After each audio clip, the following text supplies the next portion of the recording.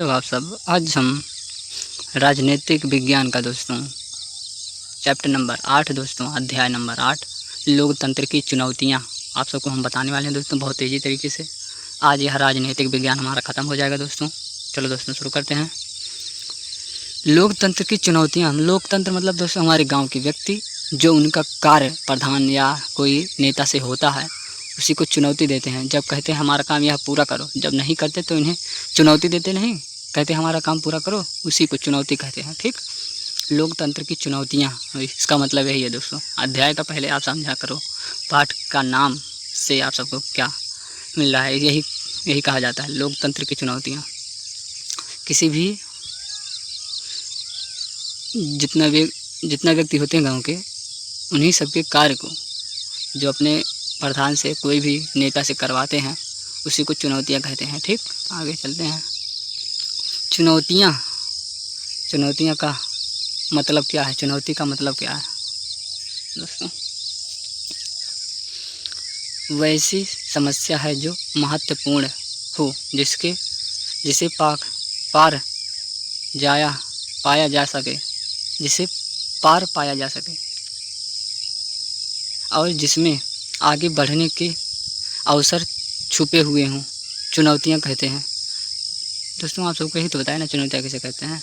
किसी के प्रति जो कोई संघर्ष करते हो तो उसे चुनौती देते नहीं कि यह मेरा काम हो जाना चाहिए, तो उसी को कहते हैं चुनौती। ठीक, जब हम किसी चुनौती को जीत लेते हैं तो हम आगे बढ़ पाते हैं दोस्तों। जब कोई तुम्हें पैसा देता है तो तुम जाते हो, कोई आगे बढ़ जाते हो ना, तो तुम्हारी इच्छा बढ़ जाती है, तुम और कुछ खरीदने लगते हो दोस्तों। ठीक, आगे चुनौतियाँ क्या हैं? दुनिया के 1/4 हिस्सा में सभी लोकतंत्र शासन व्यवस्था नहीं है। इन इलाकों में लोकतंत्र के लिए बहुत ही मुश्किल चुनौतियां हैं। इन देशों में लोकतांत्रिक सरकार गठित करने के लिए जरूरी बुनियादी आधार बनाने की चुनौती है। ठीक दोस्तों, आगे लोकतंत्र की मुख्य चुनौतियां निम्नलिखित हैं। जो लोकतंत्र है उनकी चुनौतियां निम्नलिखित हैं, बहुत हैं। ठीक, चलो आगे बताते हैं आप लोग। आधार तैयार करने की चुनौती। आधार मतलब कोई सबूत तैयार करने की चुनौती। विस्तार की चुनौती। विस्तार, कोई सबूत हो उसका हमें विस्तार में बताया जाए, उसी को हम क्या कहते हैं? विस्तार की चुनौती। ठीक, आगे लोकतंत्र की जड़ें मजबूत करना। लोकतंत्र की जड़ें मजबूत करना। जब उन्हें पैसा दे दोगे दोस्तों, उन्हें हर सुविधा दोगे तो क्या होगा? वह जड़ें मजबूत हो जाएंगी। जब तुम वोट मांगोगे तुरंत तुम्हें वोट मिलेगा, जब उनका जड़ मजबूत कर दोगे। ठीक, आगे आधार तैयार करने की चुनौती। कभी भी दुनिया में 25% हिस्से में लोकतंत्र नहीं है। 25% हिस्से में लोकतंत्र नहीं है। ऐसे हिस्से में लोकतंत्र की चुनौती है। वहाँ आधार बनाने की ऐसे देशों में अलोकतांत्रिक सरकारों हैं। अलोकतांत्रिक मतलब अलग सरकार है। वहाँ से तानाशाही को हटाना होगा और सरकार पर से सेना के नियंत्रण को दूर करना होगा। उसके बाद एक स्वतंत्र राष्ट्र की स्थापना करनी होगी जहां लोकतंत्र सरकार हो। आगे दोस्तों, इसे समझने के लिए नेपाल का उदाहरण लिए जा सकते हैं। नेपाल में कभी हाल तक राजतंत्र का शासन हुआ करता था। लोकतंत्र के वर्षों के आंदोलन के फलस्वरूप नेपाल में लोकतंत्र के राजतंत्र को विस्थापित कर दिया। अभी नेपाल के लिए लोकतंत्र नया है, इसीलिए वहाँ लोकतंत्र का आधार बनाने की चुनौती है।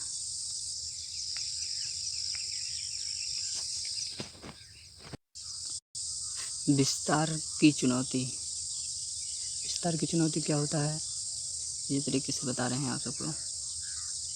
जिन देशों में लोकतंत्र वर्षों से मजदूर है, मतलब जो कोई लोकतंत्र क्या है, कोई भी गांव बहुत वर्षों से मजदूर है, बहुत गरीब है दोस्तों। कोई गांव है वह बहुत गरीब है, उसी को हम लोकतंत्र कहते हैं गांव को। और वह बहुत गरीब है, वहाँ लोकतंत्र के विस्तार की चुनौती है। मतलब कि लोकतंत्र के विस्तार की चुनौती, वहाँ विस्तार चाहिए। वहाँ क्या चाहिए जानते हो? वहाँ पे थोड़ा बदलाव चाहिए, बदलाव। वो सब गरीब है, वहाँ पे कुछ बदलाव चाहिए। लोकतंत्र के विस्तार का मतलब होता है कि देश के हर क्षेत्र में लोकतांत्रिक सरकार की मूलभूत सिद्धांतों को लागू करना तथा लोकतंत्र के प्रभाव को समाज के हर वर्ग और देश की हर स्थान तक पहुंचाना। जो दोस्तों सामान आता है जो सरकार देती है, वह क्या होता है? आधा ज़्यादा सामान प्रधान लोग या नेता लोग धर लेते हैं दोस्तों, हमारे गांव में आ ही नहीं पाता।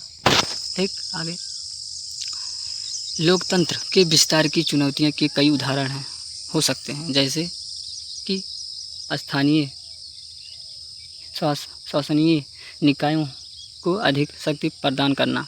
संघ मतलब क्या होता है दोस्तों? एक राज्य। संघ मतलब क्या होते हैं? प्रधानमंत्री, उप प्रधानमंत्री दोनों साथ होते हैं। कि हर इकाई को संघवाद के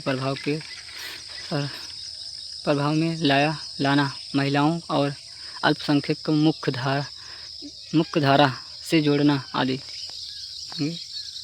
लोकतंत्र के विस्तार का एक और मतलब यह है कि ऐसे फसलों की संख्या कम से कम हो जिन्हें लोकतंत्र प्रक्रिया से परे हटकर लेना पड़े। आज भी हमारे देश में समाज में कई ऐसे वर्ग हैं जो मुख्य धारा से पूरी तरह से जुड़ नहीं पाए हैं। आज भी कुछ क्षेत्र ऐसे हैं जो भारत राष्ट्र के मुख्य धारा से कटे हुए हैं। ये सभी चुनौतियाँ लोकतंत्र के विस्तार की चुनौतियाँ के उदाहरण हैं। ठीक दोस्तों, आगे लोकतंत्र की जड़ें मजबूत करना। लोकतंत्र की जड़ें मजबूत कैसे होती है दोस्तों? आज हम बताते हैं। हर लोकतंत्र को इस चुनौती का सामना करना पड़ता है।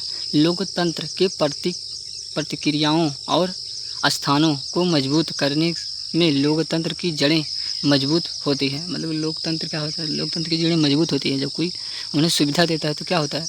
वह जान जाते हैं हाँ इन्हें हमें वोट देना है और हमारा जड़ मजबूत हो गया है। ठीक, लोकतंत्र मतलब गांव के सभी लोग तुरंत इकट्ठा हो जाएं। ठीक, लोकतंत्र की प्रतिक्रियाओं और स्थानों को मजबूत करने में लोगों को लोकतंत्र की अपनी अपेक्षाओं के बारे में सही जानकारी मिल सकती है।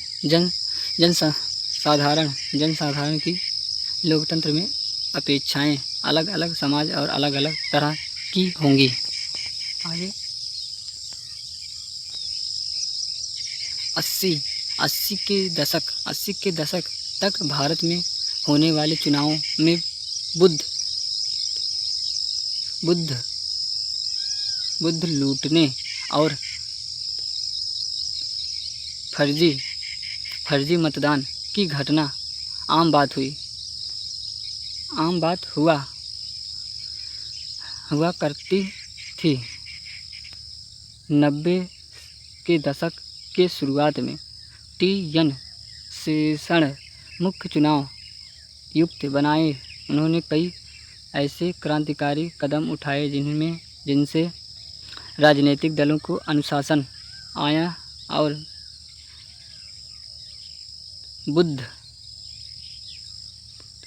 बूथ तथा लूटने की घटनाएं नगण्य मतलब क्या? बहुत कम। नगण्य मतलब क्या होती? बहुत कम हो गई। इससे चुनाव आयोग को काफ़ी मजबूती मिली और इस पर लोगों का विश्वास बढ़ गया। अलग अलग देशों के लोकतंत्र अलग अलग चुनौतियों का सामना करते हैं।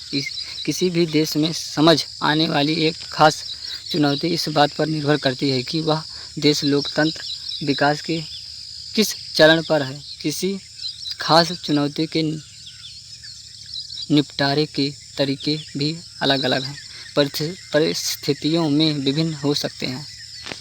जय हिंद दोस्तों, वीडियो अच्छा लगा तो चैनल को सब्सक्राइब करना, साथ में बेल आइकन को दबाना मत भूलना दोस्तों। मिलते हैं दूसरे पार्ट में दोस्तों। वंदे मातरम। जय हिंद दोस्तों।